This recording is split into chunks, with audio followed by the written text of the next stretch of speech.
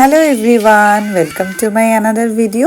সবাই আমার ভয়েসটাকে ইগনোর করবে, বাট জানি আমি ভয়েসটা খুবই খারাপ হয়, তবুও ভয়েস দিয়েই করছি, যেন কি ভয়েসটা দিয়ে করলে তোমরা অ্যাটলিস্ট তো বুঝতে পারবে কোথায় গেছিলাম। তো সাডেন প্ল্যান হয়েছে, তার কারণ অনেক দিন ধরে বাড়িতে থেকে থেকে না একটু বোর লাগছিলো, বাট এত বৃষ্টি হচ্ছে শ্রাবণ মাস, এই কারণে এতটাই বৃষ্টি হচ্ছে যে একটুখানি যেতে না যেতেই বৃষ্টি হচ্ছিলো, পেট্রোল পাম্পে দাঁড়িয়ে যেতে হচ্ছিলো, কোথাও না কোথাও দাঁড়িয়ে যেতে হচ্ছিলো। বাট এত ভালো ওয়েদারটা ছিল, আমি আর মিস করতে পারিনি। তো আমি আজকে সাডেন প্ল্যান করে যে একটু লং ড্রাইভে বেরিয়ে যাই। তো বেরিয়ে যাওয়ার পরে যেখানে ইচ্ছা হবে সেখানে একটু ঘুরে যাব। তো আমাদের বাড়ির পাশ থেকে একদম কল্যাণী ধরে আমরা চলে গেছিলাম চন্দননগর। তো চন্দননগর আমি ফার্স্ট টাইম যাচ্ছি না, চন্দননগর আমি এই নিয়ে দুবার গেছি, বাট গাড়ি করে আমি মানে টু হুইলার করে আমি কোনোদিনও যাইনি। তো সেটা আজকে গেলাম, জাস্ট আমি ব্যারাকপুর অবধি গেছি বাইকে। তো ওর অনেকটা দূর, হ্যাঁ জগদ্দলেও গেছি আমি অনেকবার, বাট সবসময় তো বাইকে যাওয়া পসিবল হয় না। তো আজকে ওয়েদারটাও ভালো ছিল আর সানডে ছিল, তো সেই কারণে আমি মনে করলাম যে একটুখানি বেরিয়ে ঘুরে আসা যায়।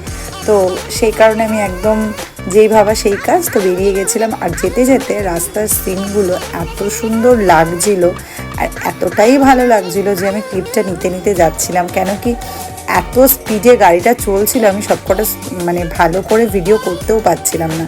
কিন্তু যতদূর পারছিলাম ততদূর তোমাদের সাথে, যতটা পেরেছি ততটাই তোমাদের সাথে শেয়ার করেছি।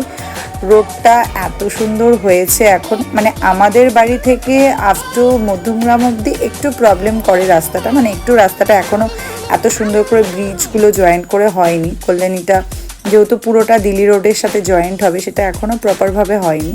তো যতটা হয়েছে আমি সেখান থেকে যাওয়ার সময় মানে ভিডিওগুলো নিয়েছি, এতটাই পুরো মনে হচ্ছিল যেন বাইরের কোনো সাইডে চলে এসেছি, এতটাই সুন্দর লাগছিল। আর আশেপাশে গাড়ি গেলেও অনেকটা ডিস্টেন্স মেনটেন করে যাচ্ছে, যেটা আগে ছিল না। মানে এতটাই ভালো লাগছিল ভিউগুলো যে না নিলে তোমাদের সাথে না শেয়ার করলে মিস করা হতো। তো সেই কারণে চলে গেছিলাম, যদিও অনেকক্ষণ বসে বসে বসে বসে যেতে একটু বোর লাগছিলো। তো এটা করে করে আমার টাইমটা কেটে গেছিলো, যার জন্য একটু ভালোও লাগছিলো করে যেতে যেতে। আর মানে রাস্তার সিনগুলো আর এই টাইমের ওয়েদারের সিনগুলো এতটাই ভালো লাগছিলো। আর মাঝে মাঝে ঝিরিঝিরি বৃষ্টি পড়ছিলো। তো বৃষ্টি দেখতে কার না ভালো লাগে, আর বৃষ্টি এনজয় করতে কার না ভালো লাগে। তবে হ্যাঁ, কারণ এখন বৃষ্টিতে ভিজলে আবার যদি সর্দি কাশি জ্বর হয়ে যায় ওটাও একটা সমস্যা। কিন্তু না, হেলমেট পরা ছিল আর ফুল প্রোটেকশন নিয়েই বেরিয়েছিলাম যে যতটা যাওয়া যায়।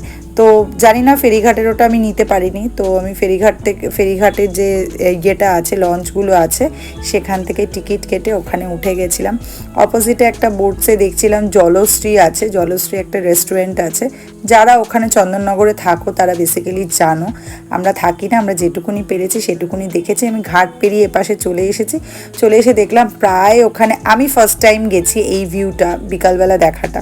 মানে ওখানে প্রচুর, মানে গঙ্গার পাশে প্রচুর লোক বসে থাকে, আর ওখানে রাস্তাঘাট এতটাই পরিষ্কার যে ওখানে হাঁটা চলা, বাচ্চারা খেলা করা সব কিছু হচ্ছিলো। আর অপোজিটটা আমি দেখছিলাম যেটা আমাদের এপাশটা ছিল, মানে জগদ্দলের কাজটা ছিল, তো সেই দিকটাও দেখছিলাম। বেশ খুব ভাল লাগছিলো, খুব এনজয় করছিলাম। অ্যাকচুয়ালি ওখানে গেছিলাম যখন মনে হচ্ছিলো বাড়ির সব ভাবনা চিন্তা বাড়িতেই রেখে এসেছি। তো ওখানে দাঁড়িয়ে দাঁড়িয়ে যেটুকুনি পারছিলাম একটুখানি নিজেকে একটুখানি ভালোভাবে রিফ্রেশ করার চেষ্টা করছিলাম, কারণ কি পুরো গ্রিন আর গঙ্গার হাওয়া কার না ভাল লাগে। তো তোমাদের কেমন লাগলো অবশ্যই জানাবে, and thank you so much, tata.